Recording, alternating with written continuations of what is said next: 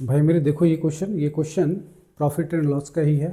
ठीक है, इस क्वेश्चन को करना कैसे है, ठीक है, उस तरीके को, उस कंसेप्ट को आप समझना। ये क्वेश्चन में एक्चुअली कितने परसेंट की हानि हो रही है, 1 रुपये में अगर किसी वस्तु को इतना में बेचा जाता है तो उसमें खरीदने पर कितने परसेंट की हानि होगी, उसी टाइप का ये क्वेश्चन दिया हुआ है। क्वेश्चन देख लेते हैं है क्या। क्वेश्चन दिया हुआ, a man buys 35 apples for ₹1, how many apples should he sell for ₹1 to reach at a loss of 30%। मतलब क्या करता है कि कोई आदमी है जो कि 1 रुपये में 35 सेब खरीदता है। ठीक है, तो बोल रहा है कि उसे 1 रुपये में कितने सेब बेचना चाहिए, है ना। 1 रुपये में 35 सेब खरीद रहा है तो 1 रुपये में वो कितना सेब बेचेगा जिससे कि उसको 30% का हानि होना चाहिए, है ना। भाई मेरे कोई जानबूझ के ऐसा हानि करवाएगा क्या, बट क्वेश्चन में है तो करना ही होगा, है ना। तो देखते हैं क्वेश्चन कैसे सॉल्व करना है। देखिए, कितने पेन्स की बात हो रही है स्टार्टिंग में, यानी कि कितने पेन्स की परचेजिंग हो रही है, तो खरीदारी हो रही है, 35 पेन की खरीदारी हो रही है।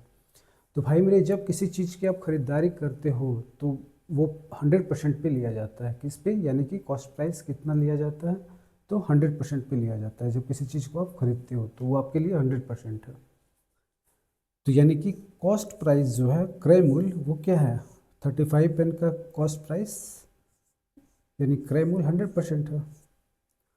और उसको क्या होता है, बाद में उसको 30% की हानि करवाना है ना। 30% की हानि करवाना है तो कितने में वो बेच रहा है, यानी कि सेलिंग प्राइस का जो परसेंटेज है, क्या परसेंटेज में वो सेल हो रहा है, यानी कि विक्रय मूल्य क्या बन रहा है, तो 70% पे वो सेल हो रहा है ना।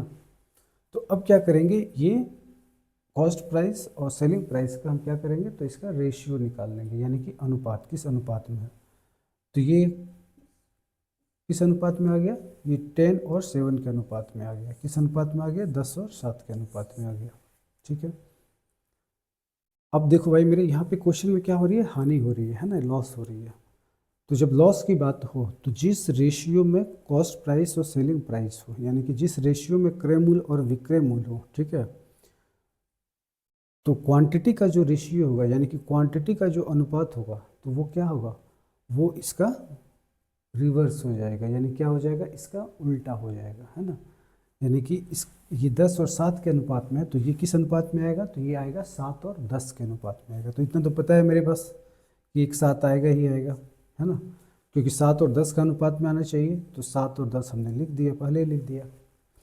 तो 35 7 से 5 को मल्टीप्लाई करेंगे तो 35 आएगा। तो यहाँ पे देखो, यहाँ पे 7 को किससे मल्टीप्लाई किया तो हमने 35 पाया, तो 5 से मल्टीप्लाई किया, है ना। तो उसी तरह 10 को किससे मल्टीप्लाई करोगे, तो 10 को भी हमें 5 से मल्टीप्लाई करना होगा, है ना, तभी तो आएगा।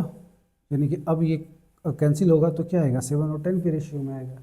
यानी कि 10 × 5 क्या हो गया, 10 × 5 हो गया आपका 50 हो गया। क्या हो गया, 50 हो गया भाई मेरे। ठीक है, तो इन द सेंस 1 रुपये में वो कितने सेब को बेचेगा, तो यानी कि 50 सेब को बेचेगा, है ना। पहले बेचारा 35 सेब खरीदता ही था और अब 50 सेब, एक उसी पैसे में 50 सेब को बेच रहा है वो। ठीक है, तो ऑब्वियसली हानि ही हानि होना है ना। तो इस तरह इस क्वेश्चन को आपको सॉल्व करना है, यानी ऑप्शन नंबर ए हो जाएगा। ठीक है, इस क्वेश्चन को ज़्यादा कुछ नहीं, बहुत ही ईजी वे में मैंने बताया है आपको। ठीक है, इस तरीके से आप प्रैक्टिस करना, इस तरह के क्वेश्चंस को आपको बहुत ईजिली वे में सॉल्व हो जाएगा। ओके।